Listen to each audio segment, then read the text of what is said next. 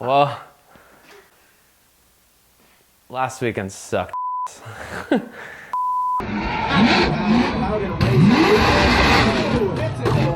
This is the video many of you have been waiting for, though. So let's start before we went out. We said, see you at Holly LS Fest this weekend. Sick photo from Jacob, Astro Photo. And I was pumped up, okay? We haven't been to an event in well over a year, let alone any kind of competition in like 2 years or something. And so I was pumped up. I was also super anxious, if I'm being completely honest with you guys, which I always am.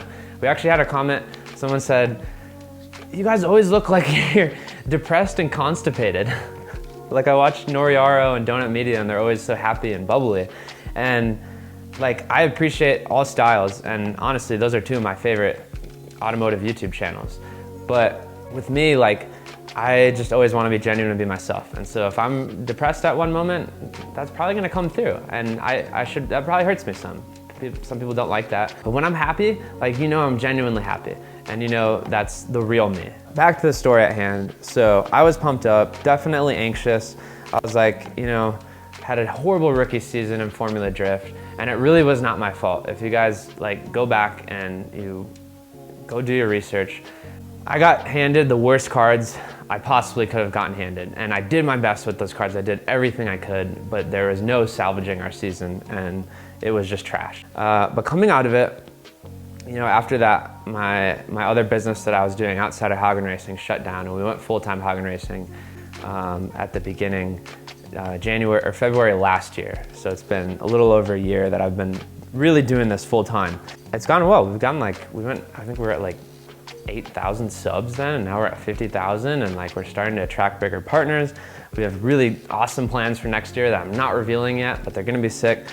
But keeping all this in mind, I was like, I feel like I have something to prove, and that's kind of been one of my biggest issues. I felt like I had something to prove to everyone, especially after my rookie season. I was like, I just want to go out to LS Fest and smash everyone. Sometimes that can be a good attitude, you know, if you harness it correctly, but I didn't. So this photo here was at the event. I'm pumped up. I was like, dang, she looks good. Let's have some fun.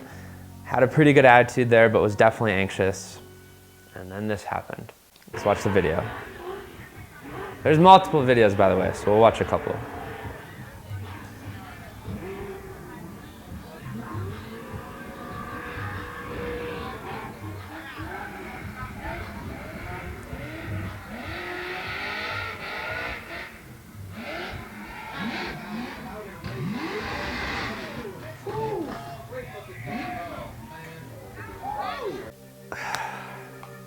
That was the first lap out. We had basically 2 hours of practice, and this was the practice session. I think I was 4th or 5th car in line, and they had like changed the layout some, but we didn't get to like walk the track or anything like that. And everybody in front of me just, you know, went for it. They took like a midline easy lap, chiller, sightseeing, drifting lap, and honestly, like my anxiety was at like 150, and I was like, you know, I know that I don't really want to drift this lap, because generally when I go somewhere, and it's something I talk about in How to Drift all the time, if you didn't get to walk the track or ride it on a bicycle or GoPed or whatever it is, road race it, you know? Find those apexes, those outer zones, the entry, where it ends, you know, sight all the walls, all that stuff, especially if it's a new layout or track you've never been on. If it's a track you know, then, you know, maybe you're safer running like a midline slow lap. But we just put this car on 285s, so we're on pro car size tires.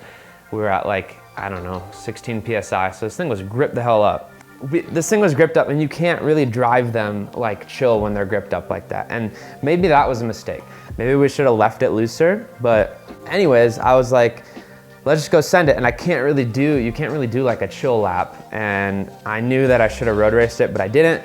And I just went for it, and I sent it honestly, like right off the bat. I just went like, I don't know, something got into me. I was like, I feel like I need to prove myself, and I just went all out. It was completely offline at the start. I was actually outside of like the track. It had basically 2 layers of cones, I think. Nick had told me when I got to the line, stay close on the inner line of cones, I think is what he said. And so when I initiated, I didn't even see that inner one. I saw the outer one, and so then I kind of stayed on the outer one of those, and it was just like flying through the track. Like you guys could see in the video, like I was freaking cooking. And then I was like, oh crap, like now I see where I'm going. There's this outer zone here, and then that inner clip. So I kind of got back on a midline on the outer zone, and then was like good on the inner clip, but once I got there, I could not tell where the course was going. I wasn't able to go look at it, and I was traveling like way too fast. So I was like, I don't really know what to do here. And that's kind of where you see that hesitation as I transferred, because I was like, I don't know where the course is. And so when I transferred, I knew that I was going pretty fast, but I was trying to, at that point, I was still trying to like spot kind of where I was, and I didn't realize how fast I was going. And so then I like bumped on the throttle kind of right before I hit the wall, and then hit the wall. And honestly, I didn't think it wasn't a jolting hit. Car like did its job. I didn't actually think much was messed up besides body kit. But once I got back in, the wheel had actually hit the wall as well. And it broke like the rear toe arm, and then also broke the CV on the axle. And JMO and I, or really mostly JMO, he like got the car back together like almost immediately, and we zip tied like the rear fender, got the bumper back on, the wing, all that stuff. It was ready to go, but we had no spare axle because they're like super expensive, and I hadn't bought spares in the past, which was dumb. And it honestly ruined our weekend. The first lap out completely ruined our weekend, all because I didn't pay attention to my own advice. With my anxiety going and kind of feeling like I had to prove myself, or have to prove myself, I just went all out and I went full bore, and I paid for that. So a lot of you guys have been, as much hate as there is, there's been 4 times the love. And you guys like know people make mistakes. You know I f***ed up. Some of you guys that know me pretty close know how much I deal with anxiety and depression and how that got in my head. And so, I mean, that's been awesome. But honestly, this is one of those moments where you're like, I'm kind of ready to quit. This is what I call like a quitting moment. But I don't want to. As you can imagine, there's a lot of media out there. And so people have been having their fun with this.